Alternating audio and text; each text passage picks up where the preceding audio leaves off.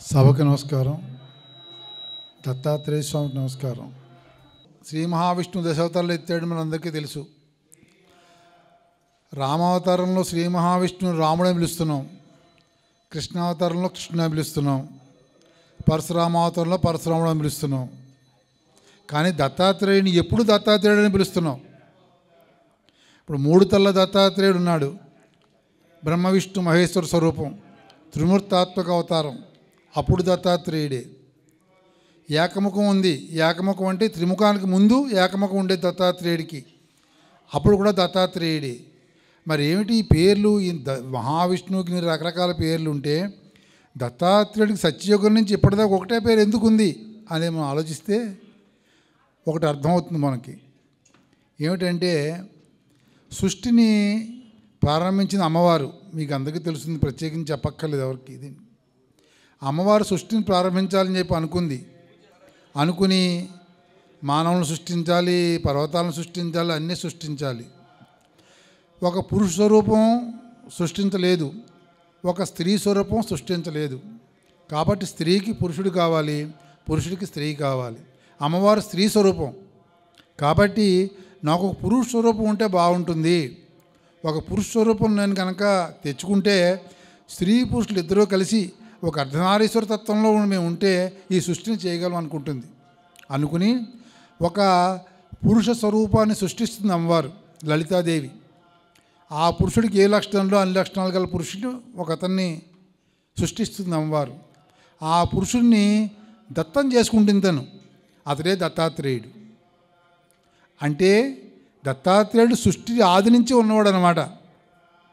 సృష్టి పరబ్రహ్మ స్వరూపం. మనం రామాయణం చదువుతుంటాము, రాముడు పరబ్రహ్మ స్వరూపం అంటారు. దేవీ భాగవతం చదువుతుంటాం, అందులో అమ్మవారు పరబ్రహ్మ స్వరూపం అంటారు. భగవద్గీత చదువుతూ ఉంటాం, కృష్ణుడు పరబ్రహ్మ స్వరూపం అంటారు. పరబ్రహ్మనుడు ఒకడే, పరబ్రహ్మ లేరు కదా. మరి ఇలా ఎందుకు తేడా ఉందంటే ఈ మొదట్లో ఉన్న పరబ్రహ్మ స్వరూపమే వీళ్ళని భాగాలుగా వచ్చిందన్నమాట. కాబట్టి పరబ్రహ్మ స్వరూపం ఎవరంటే ఆ దత్తం చేసుకున్నవాడే పరబ్రహ్మ స్వరూపుడు, అతడే దత్తాత్రేయుడు.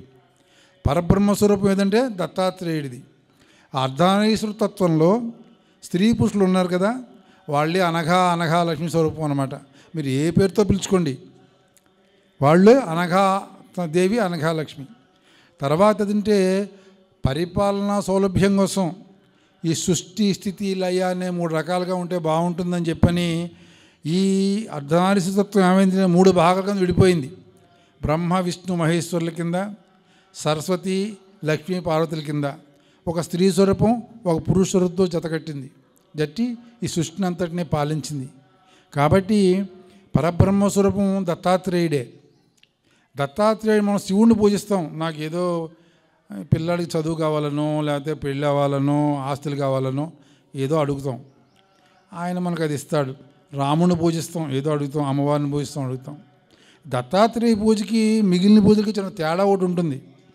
దత్తాత్రేయుని పూజిస్తే ఫస్ట్ మనకి ఏంటంటే జ్ఞానం ఇస్తాడు.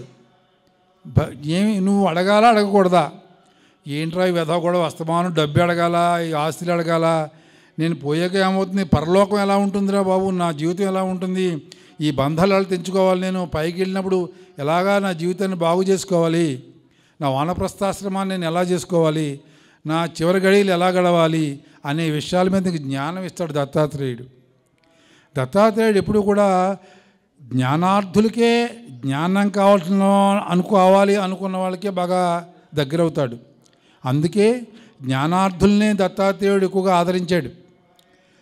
తర్వాత శ్రీపాద శివల్లభుడు అవతారం దత్తాత్రేయుడిది వచ్చింది. అప్పుడేమో శ్రీపాద శివల్లభుడు అంటే జ్ఞానార్థులే కాకుండా అందరికీ జ్ఞానం పంచాలని చెప్పి అందరిలో మమైక్యం అయ్యాడు శ్రీపాద శివల్లభుడు. అదంతా ఒక ప్రత్యేకమైన విధానం. దత్తాత్రేయుడు మూడు తలలతో ఉన్న ఒకే కంఠస్వరం, శ్రీపాదుడిది కూడా ఒకే తల, ఒకే స్వరూపం, ఒకే కంఠం. శ్రీపాద శివల్లభుడు స్వరూపం ఎవరిదంటే పురాతన దత్తుడు స్వరూపం. అంటే మూడు తల్ల దత్తాత్రేయుడి కంటే కూడా ముందు స్వరూపం అన్నమాట.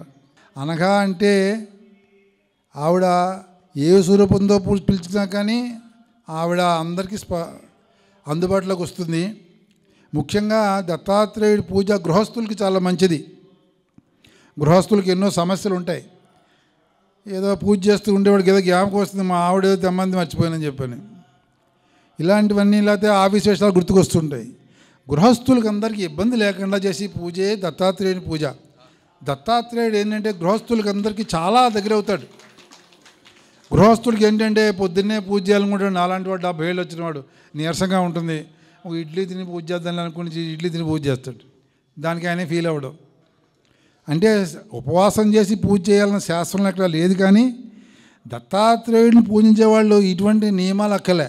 స్నానం చేసి శుచి శుభ్రంగా ఉండి నీకు వచ్చిన పూజ చేయి. ఏమీ రాకపోతే ఒక దండం పెట్టి ఓం రామ్ దత్తాత్రేయాను లేకపోతే దత్తయ్యాను నీ ఇష్టం పిలుచుకో. లక్ష్మీం క్షీరసముద్రాయతనయాం శ్రీరంగధామేశ్వరి అని పూజ చేసి అలాంటి మహా విద్వాంసులు అందరూ ఉంటారు. వాళ్ళకేం పూజ వస్తుందో లచ్చమ్మ తల్లి నన్ను కరుణించమ్మ అంటే వాడికి అంతే వస్తుంది. ఏమీ తేడా ఏముండదు. భగవంతుడికి కావాల్సింది భక్తి. దత్తాత్రేయుడికి మీకు ముఖ్యంగా తెలుసుకోవాల్సింది చెప్తున్న గృహస్థులందరికీ అలర్కుడు అనే ఒక అతను ఉంటాడు రాజు. అతను రాజ్యం పోతుంది. దత్తాత్రేయుడి దగ్గరికి వెళ్తాడు. వెళ్ళి అడుగుతాడు ఏమనంటే, స్వామి నాకు దుఃఖంగా ఉందంటాడు. ఏమిటి దుఃఖం అంటాడు. నా రాజ్యం పోయిందంటాడు. రాజ్యమే లేదనుకో నీకు దుఃఖం ఎక్కడుందంటాడు. నీకు అసలు రాజ్యం ఎక్కలేదనుకో నీకు దుఃఖం ఎక్కడుంది. కాబట్టి ముందు నిన్ను బాగు చేసుకో, తర్వాత మిగిలిన విషయాలు. ఇప్పుడు సొసైటీలో డబ్బు ఉన్నవాడు డబ్బు లేనివాడు ఉంటాడు. ఎవడ అదృష్టం వాడిది, ఎవడికి ఎంత అదృష్టం ఉందో గత జన్మ ఫలితాన్ని బట్టి ఉంటుంది. ఈ అనఘాలక్ష్మీ వ్రతం అనేది ఎందుకు చేయాలి అంటే ముఖ్యంగా ఇందులో దత్తాత్రేయ స్వామి ఎప్పుడు కూడా అసల్కిత బ్రహ్మచారి. ఆయన బ్రహ్మచారి. ఆయనకి ఇది అనఘాలక్ష్మి అనే ఆయన యొక్క యోగ స్వరూపం. ఆజ్ఞాచక్రం అటువంటి చక్రాలు ఉంటాయి కదా, ఆ చక్రాల యొక్క స్వరూపమే అమ్మవారు. అందుకని ఆవిడ్ని యోగలక్ష్మి అని అంటారు. దత్తాత్రేయుని యొక్క స్వరూపంలో ఉండే అంతర్గతంగా ఉండే ఆవిడ పేరు యోగలక్ష్మి. అయితే పాపాలు లేకుండా, అంటే పాపాలంటే మనం ఏమన్నా గొడ్డలతో చంపేసేసి అలాంటి పాపాలు మనం చేయమని భయం కూడాను. చిన్న తెలియక చిన్న చిన్న పాపాలు చేస్తుంటాం కదా, అటువంటి పాపాలు అన్నీ పోతే మనకు సంతోషంగా ఉంటుందని చెప్పి ఈ వ్రతం చేయమని చెప్పి స్వామివారు చెప్పారు. ఈ వ్రతాన్ని శ్రీరామచంద్రుడు చేశాడు, ధర్మరాజు చేశాడు. ఆ రెండు స్వరూపాలతో సమానమైన మీ అందరూ చేస్తున్నారు. ముఖ్యంగా మీ అందరికీ ఇంత చక్కటి అవకాశం కల్పించిన కనకాచారి గారు బహుధన్యులు. ఇప్పుడు మనకి డబ్బు ఉన్న వాళ్ళు చాలామంది ఉంటారు. ఒకటి దగ్గర 1,00,000 ఉండేవాళ్ళు 10 లక్షలు, 20 లక్షలు, 70 లక్షలు, కోట్లు. మీరు అది కంపారిటివ్ టర్మ్. ఒక అమ్మాయి అందంగా ఉంటుంది, అమ్మాయి ఇంకా అందంగా ఉంటుంది, ఇంకొక అమ్మాయి, అది కంపారిటివ్ టర్మ్స్ ఇవన్నీ కూడా. కానీ ఈ భక్తి ఉందని చూసారా, 1,00,00,000 మందిలో 10 మందిగా ఉంటుంది. ఆ ఉన్న 10 మందిలో ఒకడే వ్రతాలు చేయిస్తాడు. ఆ ఒక్కడు మన కనకాచారి గారు.